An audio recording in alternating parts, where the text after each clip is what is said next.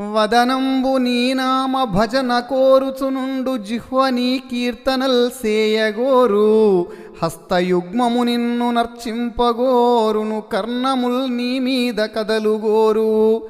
తనువు నీ సేవయే ఘనముగా గోరును నయనముల్ నీ దర్శనంబుగోరు. మూర్ధమ్ము నీ పాదముల మ్రొక్కగోరు ఆత్మ నీదయ్యుండు నరసి చూడా. స్వప్నములనైన నేవేల సంతతమును బుద్ధి నీ పాదములయందు పూనియుండు. భూషణ వికాస శ్రీ ధర్మపుర నివాస దుష్ట సంహార నరసింహ దురిత దూరా.